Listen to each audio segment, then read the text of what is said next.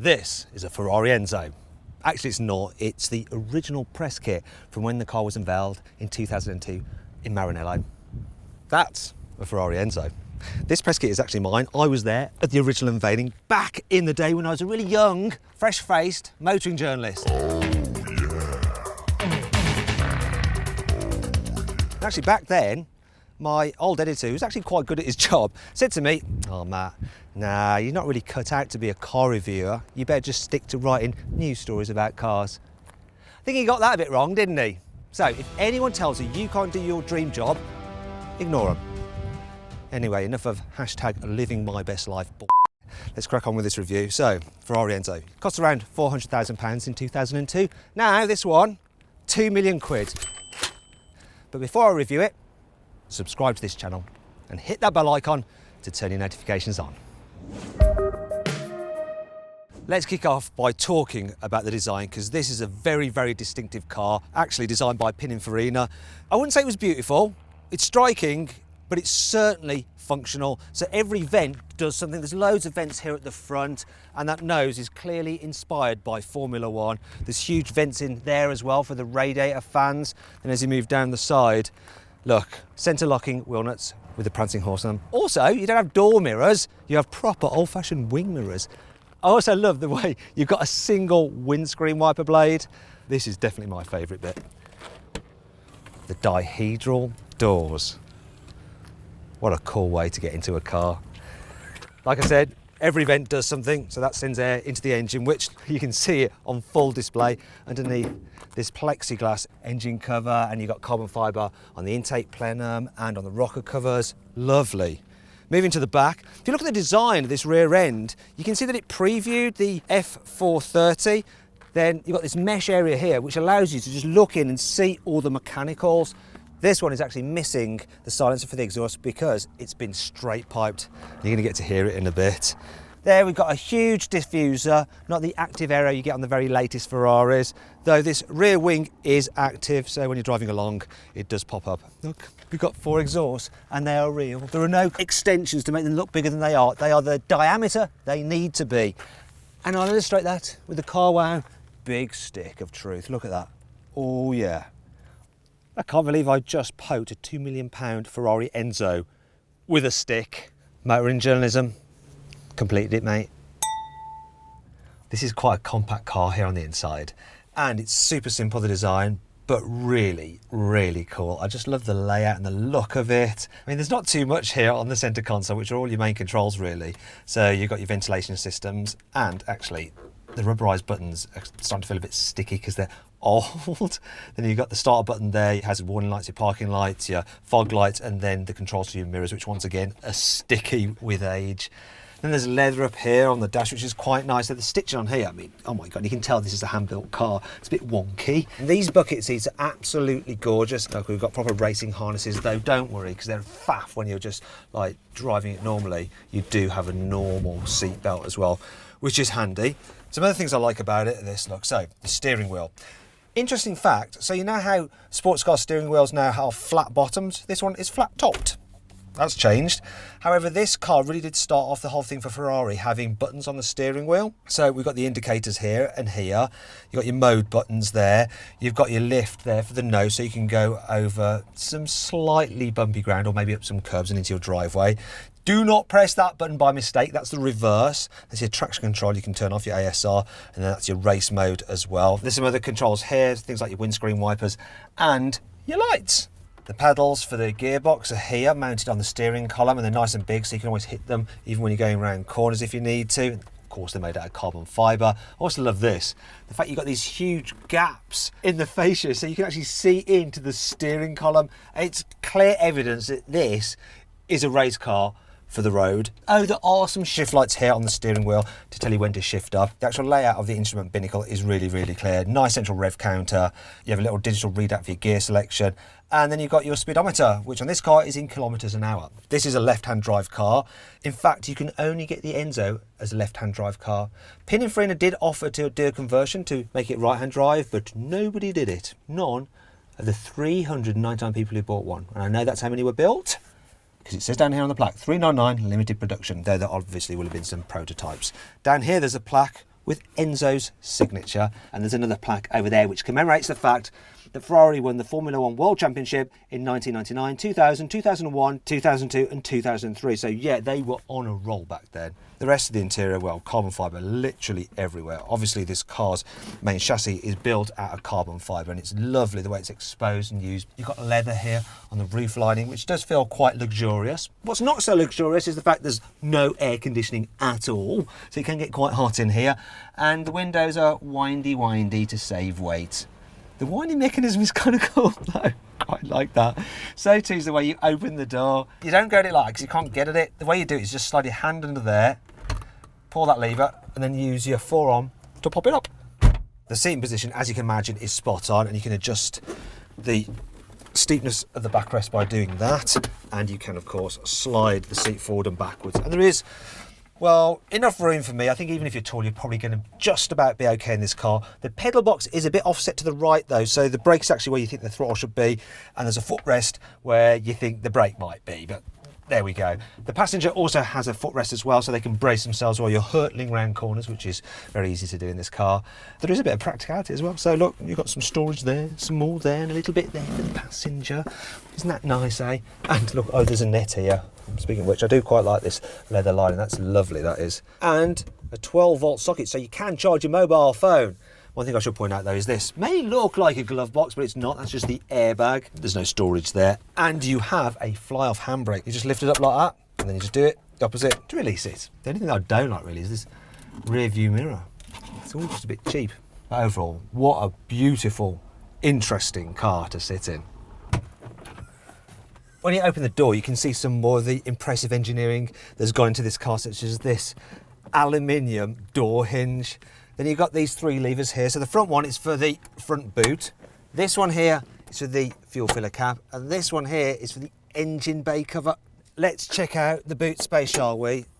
Well, as you can see, there is not much room in there at all. And it's actually ram-packed full of maintenance stuff. It's all buckled down like posh luggage. So in this first one here, oh, it looks like it could be quite exciting, but it's actually the security bolt for removing the centre nut on the wheels. Then in this next one, you have, well, what could it be? What could it be? It's so exciting. The Ferrari toolkit with Ferrari branding on it. Bet that'll fetch a lot on eBay. I like the Ferrari badge on there as well. Get that back in there. What's in this one? Come on, let's have a look. This is the tyre repairing goop, because obviously, yeah, there's no spare wheel on one of these. It's like a bloody puzzle. Oh, the Italians don't make stuff easy. Right. And then in this other one, it's lovely actually, there is a trickle charger for the battery. Oh God, I can't be asked to put all that back together. Let's go to another scene. Well, here it is then, the engine bay. It's awesome. Everything is completely exposed. You can see the carbon fibre here, the heat shielding here, the coilovers for the suspension here. But this is what matters. The 6-litre V12 naturally aspirated engine, 660 horsepower, 660 newton meters of torque. It drives the rear wheels through a 6-speed, single-clutch, robotised manual gearbox. Obviously, you use the paddle shifters. And it revs out this engine all the way to 10,000 RPM, though the red line comes in at 8,000. It's an absolute beast. 0 to 60, 3.1 seconds. Top speed, 221 miles an hour. In fact, this car went round the Nürburgring in 7 minutes, 25.21 seconds. What the bloody hell was that for? You say if you mention the Nürburgring in any video, I'm going to kick you in the arse. The Nürburgring. 991 Nürburgring. Oh yeah. Now then, it's time for the carwow 5 annoying things about this car. This was a super expensive car, yet it didn't come with a radio. You couldn't even get one as an option. What are you supposed to listen to? That V12? There is no vanity mirror for the passenger, so how the heck is your supermodel girlfriend supposed to check her makeup is straight? It's a bit sexist. So how is your supermodel boyfriend supposed to check his hair's looking good? The engine cover is so wide and it flexes that you need a helper to lift it. So, are you ready? 3, 2, 1, go. Ooh. We also take this car's name back to front. It's supposed to be called the Enzo Ferrari after the man himself, but we all call it the Ferrari Enzo. So in reverse, imagine if we called the Volkswagen Golf the Golf Volkswagen. The mechanism for the front lift isn't necessarily noisy. Have a listen to this.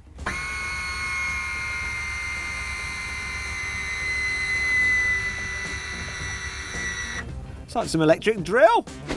Don't worry, there's still plenty to like about this car. Here's the carwow 5 core features. The Enzo was the first Ferrari to come with carbon ceramic brakes as standard for better repeated braking performance on track. Now every single Ferrari gets them. The brace for the engine cover is actually obviously in the engine bay, and you fit it like this. You can just imagine when they first had this thing, maybe someone drove the car and then they wanted to look into the engine bay. They're like, pick this up and went like, oh my God, this is so hot. And then they figured out that they should probably wrap it in some heat resistance material, which is a bit like your oven gloves, so you don't burn your hand if you want to check out your engine. If you're filming this car on cold days, you can actually warm your hands on the exposed radiator. The fans will just blow nice warm air over them and stop you getting chilblains. You know how the plaque inside the car says there was 399 of these Enzos built? Well, actually, there was a 400th. It was given to the Pope, who then auctioned it off for charity. It's only the driver that gets a knee pad protector. The passenger doesn't, because that does help keep the weight down, you know. And FYI, this car weighs 1,480 kilos. I promise you guys I'll let you hear it start. Like I said before, it's been straight pipe, so I'm having to stand away from it so I'm not deafened. But here we go. Go on then.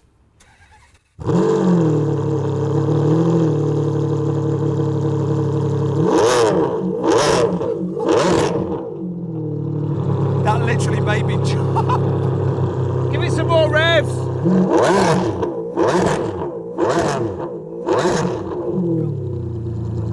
That's amazing. First time driving a Ferrari Enzo.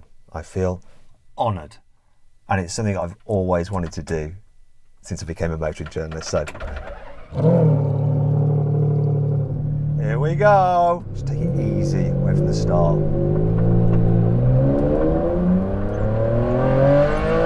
You can hear it just wanting to go. Let's try a roll on in third from around 50. Oh, wow, that is insane. I'm going to be brutally honest, it's quick, but modern cars are so quick now that it's not bend your mind quick, but it's really intoxicating the way it just builds the power as you go through that rev range, and there's something really visceral about it.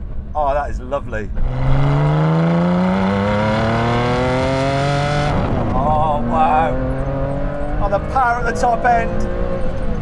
I just can't get enough of that. I'll tell you what I want to do. I want to try the brakes from about 100 miles an hour.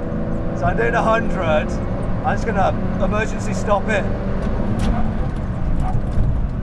Oh, it's squirming. It's squirming. Oh, the final bit is really vicious when you're braking hard. Oh, that's fun.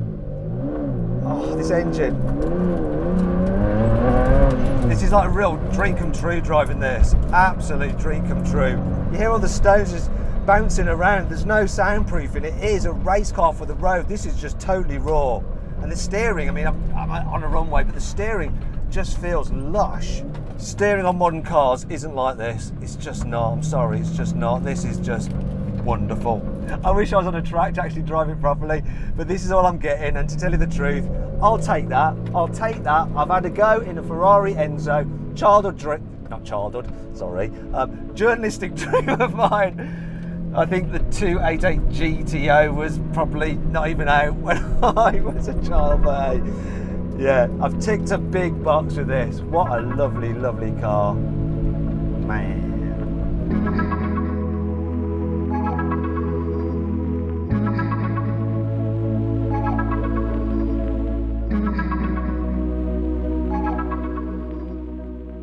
So then, what's my final verdict on the Enzo Ferrari? Yeah, should you avoid it? Should you consider it? Should you shortlist it? Or should you just go right ahead and buy it? Well, I reckon you should avoid it. It's crap.